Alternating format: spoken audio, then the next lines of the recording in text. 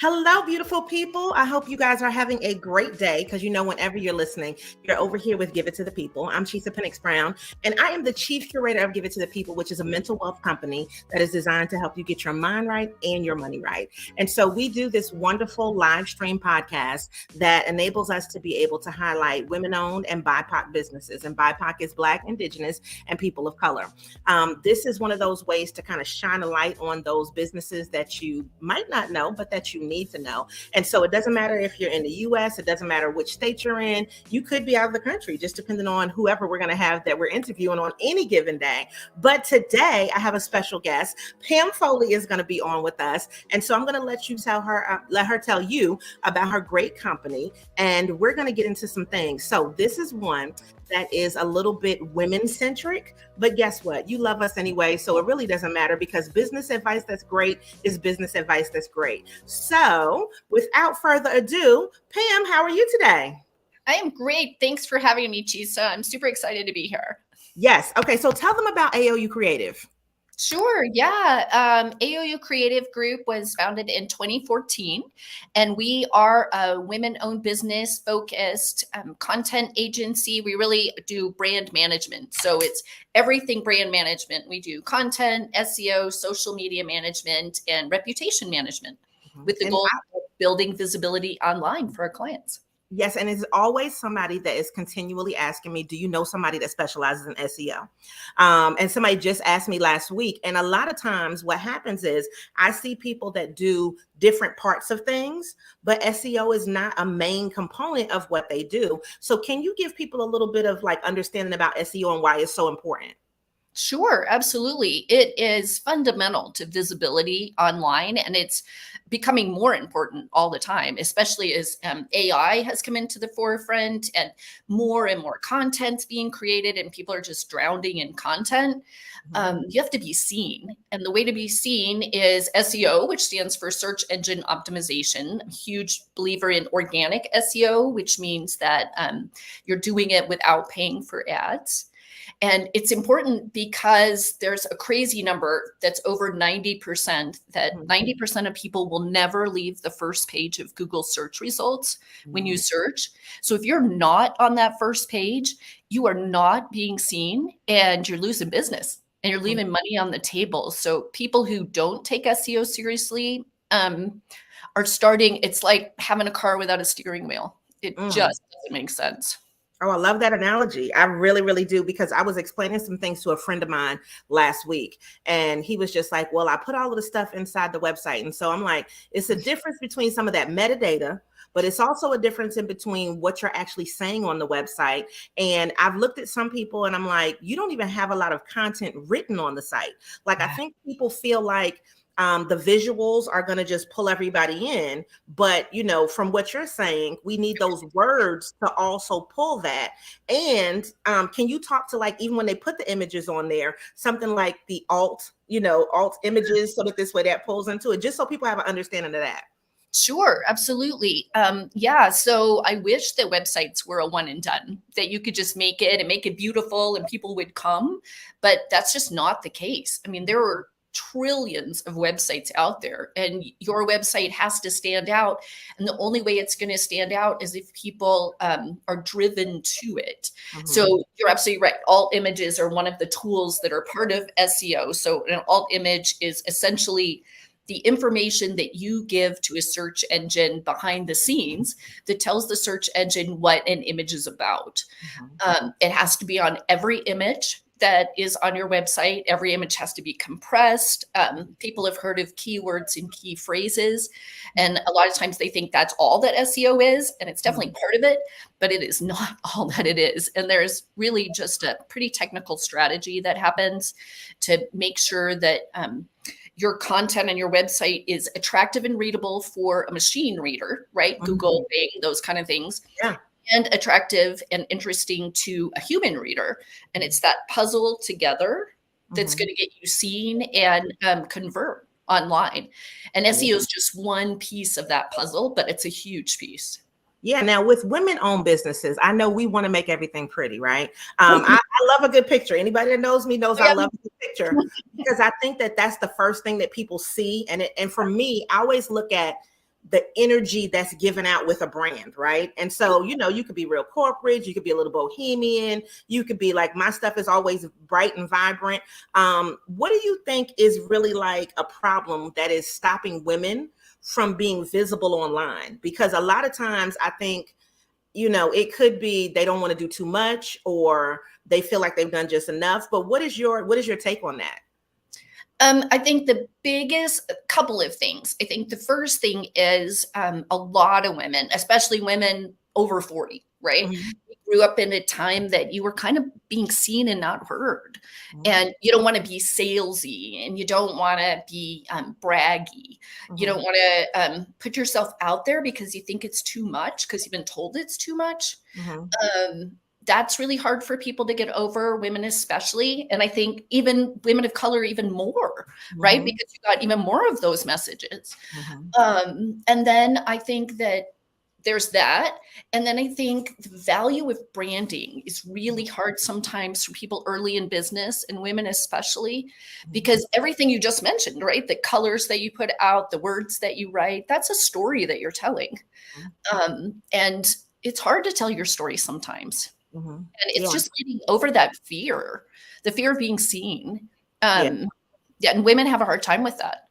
But once they do, they're powerhouses. It's amazing. Exactly, right? Like, the thing is, some of the things that you mentioned, and so I'm a woman over 40, and I think I was always taught, and I mean, not think, I know I was always taught you could ask questions, right? Like, you probably should question something, just so that this way, if it's nothing else but clarity there. And so I think that probably is something that I lead with for my business. And so that braggadociousness, I'm also from New York, I can't help it, right? And so I continually tell people what you basically just said is you have to brag on yourself, because if you don't, who's going to do it for you? Do it, right? Exactly. I love that. So if you had some tips, right? And people were saying, listen, I want to get visible. Pam, I need you to help me. What are 3 tips that you would give to women, or people in business in general, to help them get visible? Yeah, I mean, everybody, right?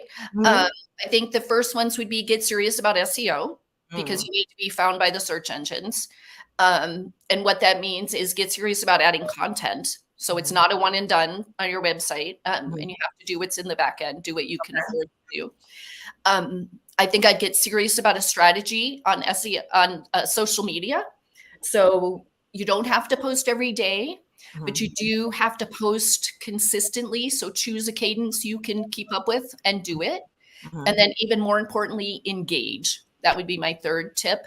Get on social media, talk to people. Don't sell them, build relationships. Think of it as a dinner party. You wouldn't sit next to somebody and say, hi, I'm Pam, buy from me, right? You would say, hi, I'm Pam, I do blah, blah, blah, blah, blah. And I talk to them. Talk to people like they're human, make relationships, and that will lead to long-term sales. And that is sustainable, so you're not just being transactional, because that's not in business. That might be difficult for some people. Like, I think that people feel like they can post, but then that engagement part is where maybe they lose it a little bit. And, simple things like just saying hello back, thanking somebody, an emoji. Those are some simple things that a lot of times, if you don't do that, then people are like, oh, well, I don't even know if you saw my comment. I don't even know if you liked whatever I liked. So, I mean, it gives people maybe a little incentive to go on there and actually talk to other people. And talk to them, because the algorithm sees that and gives more weight to your business, and it thinks that you're more important, which means it'll put you to the top of people. More people will see you. Yeah. So it's hugely important, even if you only put an emoji or say thanks. You don't have to write the great American novel. Just add to the conversation. Yes. Just like you would if you were in person, just like we're doing right now. Exactly. Right. So with what we're doing right now, if people say, well, listen, because historically people were like, well, start a blog, write a blog, put a blog into your website. And I don't think there's anything wrong with that. But if you're not a writer like that, then that's probably not the thing for you to do. But could you maybe even talk to, if a person was saying, look, I do want to blog a little bit. I do want to be seen as more of an expert, because I personally think that your website is a great place for you to tell people about you and what you do. because Oh, that's what you're supposed to be there for, right? So if a person was even thinking about blogging, because sometimes people don't think it's as important anymore, but in relation to the SEO and then sharing the content out, can you speak to that, how that can help with a brand? sure, absolutely. And you're absolutely right. So the website is a place for you to tell your story. It's a place for people to get to know you and what you do. And a blog is just an extension of that. So a blog is to show what you know. It's a great place to build thought leadership, and it's essential for SEO. So every time you add a blog and you optimize that on the back end, and tell me if I'm getting too technical, but if you optimize on the back end, then Google and other search engines, but they're the big elephant in the room, obviously, will see your website and recrawl it and can rank it higher. So if you're not adding blogs, you're not improving your SEO in a big way. So you need to be adding blogs. You can add video if you'd rather. You can add podcasts. I'll add a link to this to my website.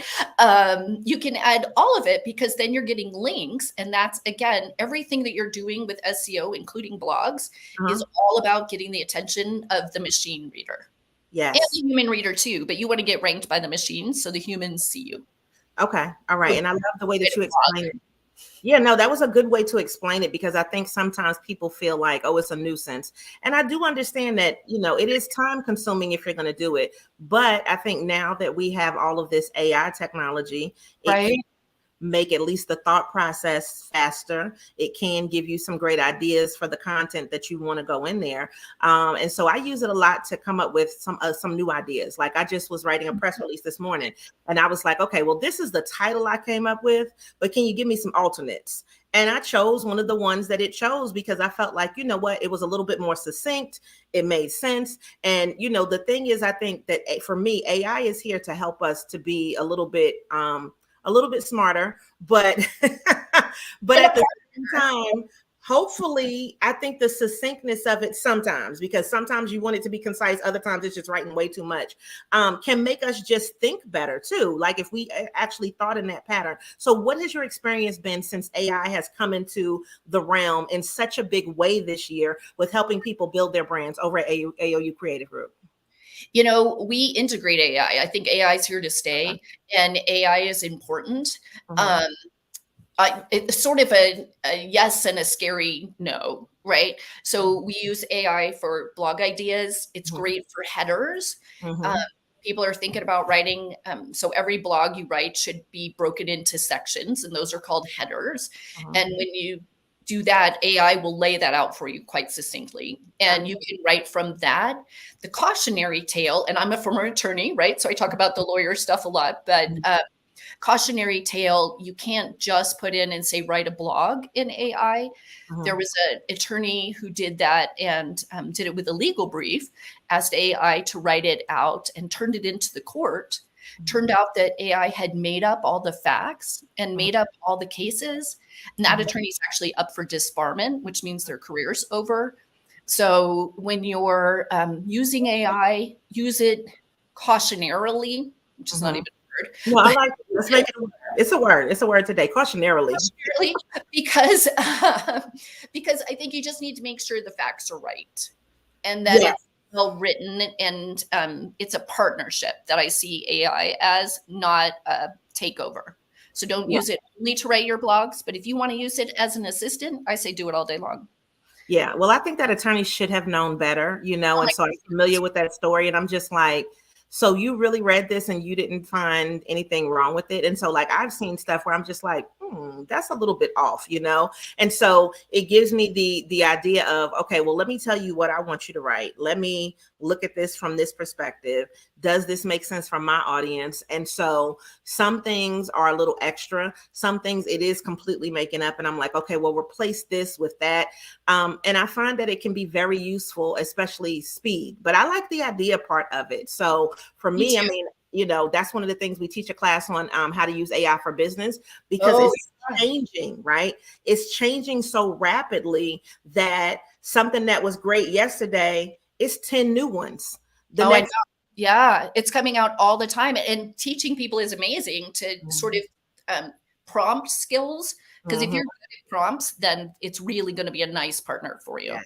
Yes, it definitely is. Now, when you're talking about what you're doing with the branding and a person says, well, listen, I'm thinking about coming to you, Pam, because I really know that I need some help.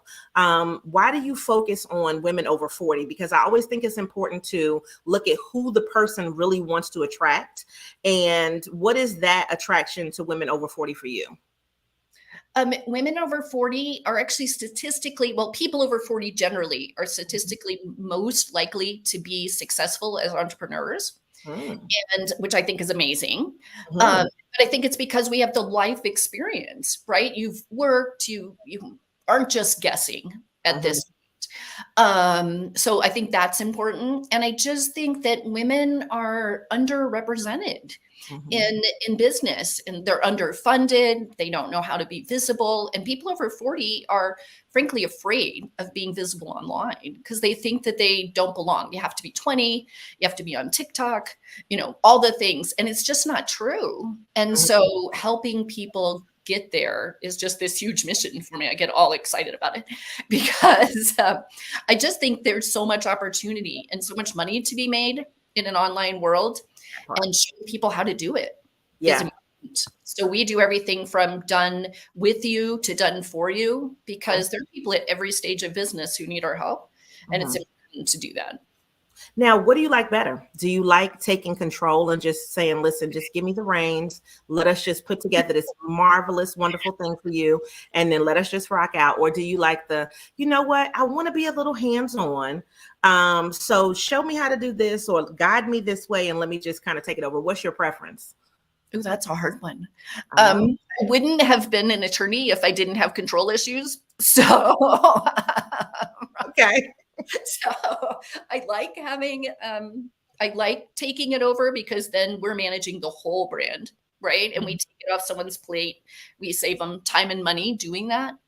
But there's really, I don't know, a heart, it sounds weird to say, but like a heart connection when you help somebody, when you're doing done with you, you're kind of holding their hand, and you just see that, because they're typically much earlier in business, and you see that transformation. It's just so exciting. It's, helping somebody blossom. It's really cool. So there's neat parts about both. I don't think I can choose. Yeah. Well, let me tell you something. So I had the conversation that we had last week, right? She was talking about kind of letting go of your baby, right? Like your business is your baby.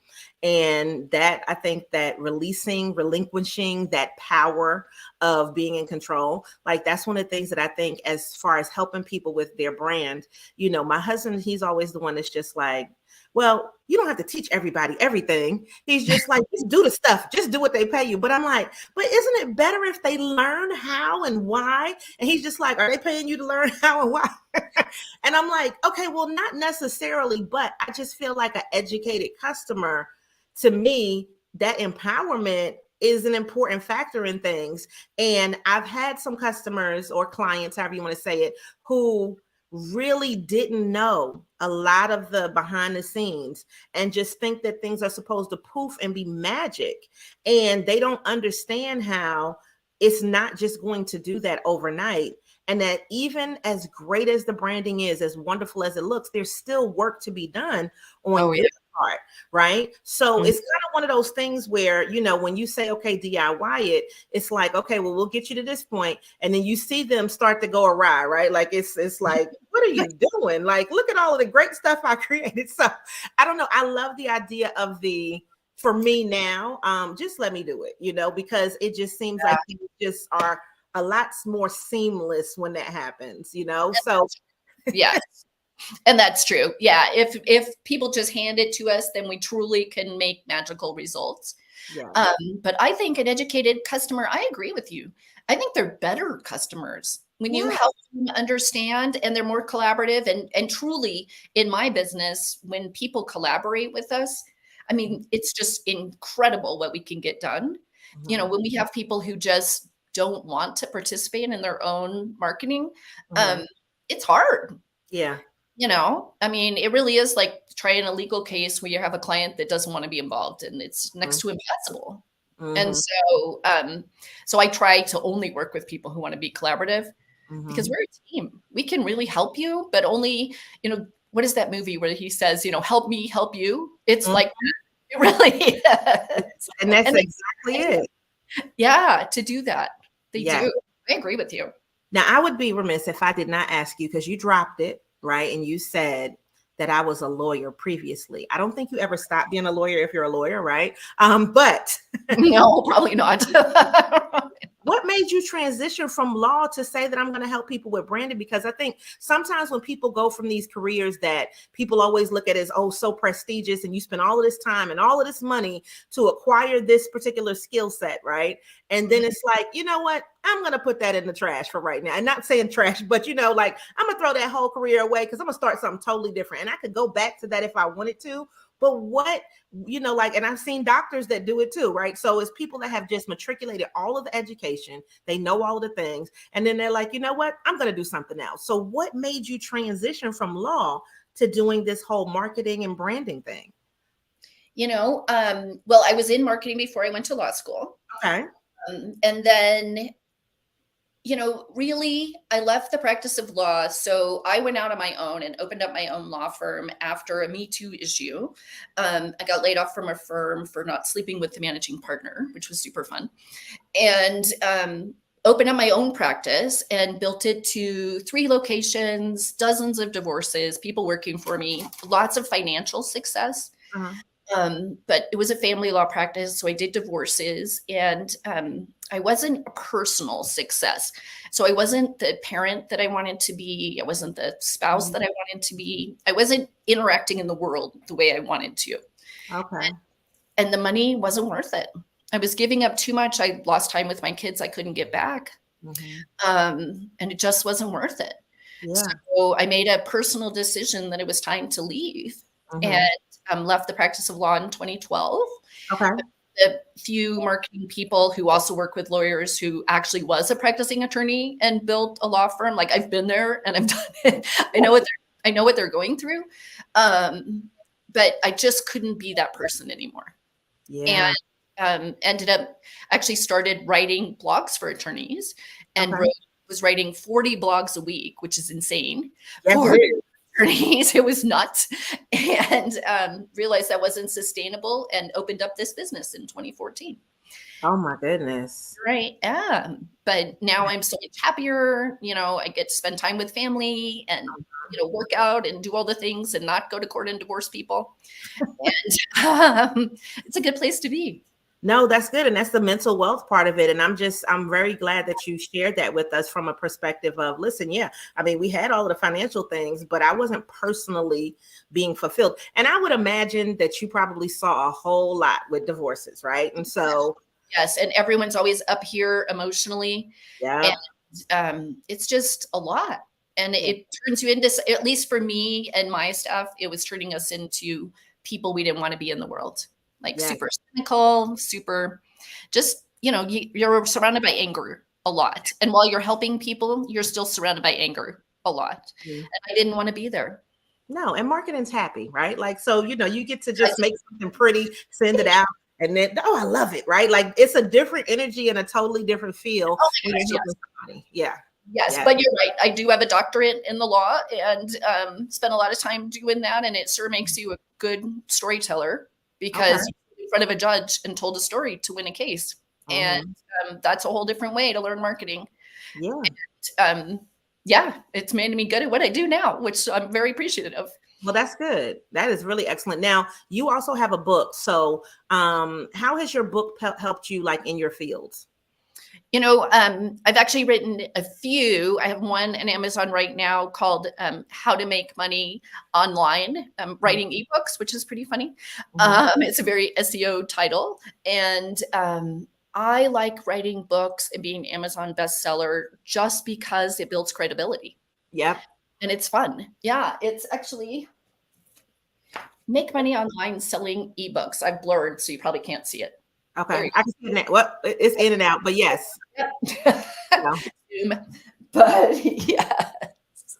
Yes. And do you like the idea of, being able to write those ebooks and get them out quickly? Because I think a lot of people now are definitely self-publishing. And so, what has that path been like for you? It's a fairly straightforward path. I help clients do it all the time as well. It Mhm. builds credibility. It allows you to be a speaker, that sort of thing. And I think it's really a great way to build thought leadership. Mm. And even better, short ebooks that can be consumed in under an hour are the highest selling ones on Amazon. Mhm. So that's what I shoot for. So Mhm. the book I just showed you, I think, is 67 pages. Mhm. And most of the books that we publish for clients are under 100 pages Mhm. because people can consume them. We don't have time to read huge, long books, especially business kind of books. Yeah. And um, you get to tell your story. You get to make your point and Mhm. get it out there. I think it's amazing. No, I love that. You know how many people, and I'm going to say me included, have so many ideas for things that they want to do.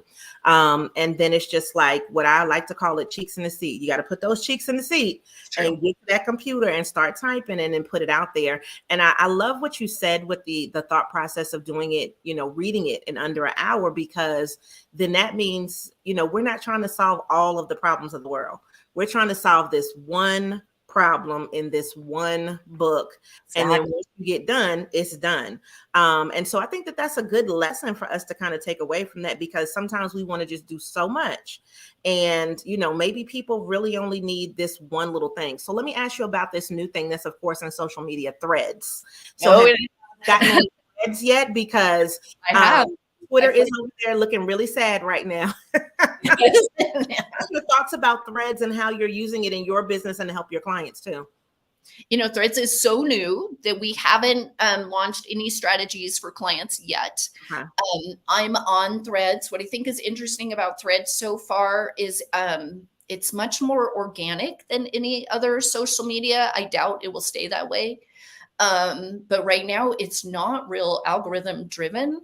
Mhm. So it's interesting. It's like a real conversation. It's like social media was a decade ago. Yes.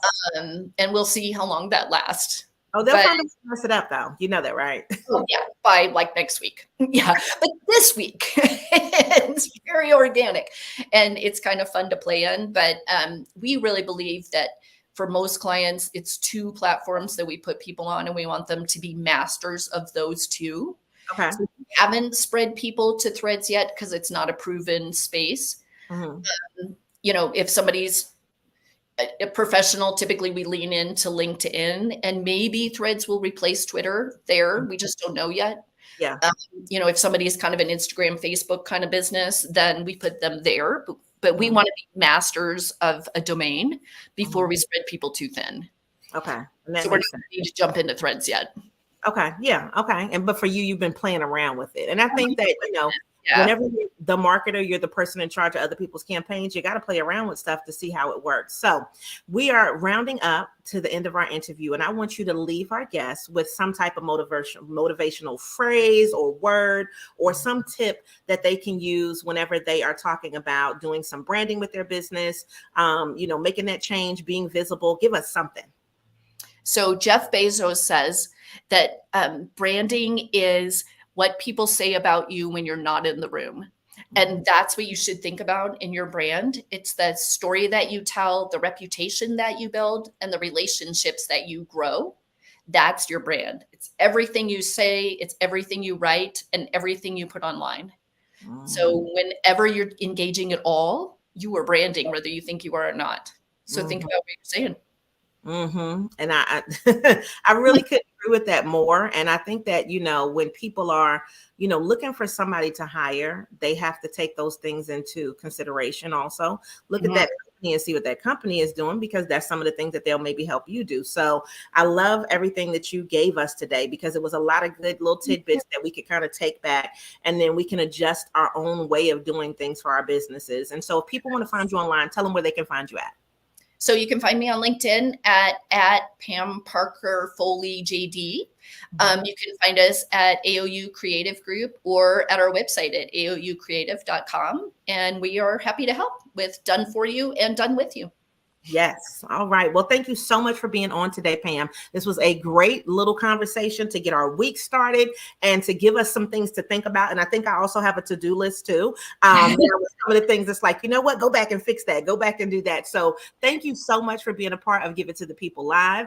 Everybody, if you're watching live, thank you. I see you guys online. If you are watching on the replay, you can still leave comments. We love those after everything is over as well. And just make sure that every time that you see us, that you show up and show out, and you always continue to give it to the people. Bye, guys.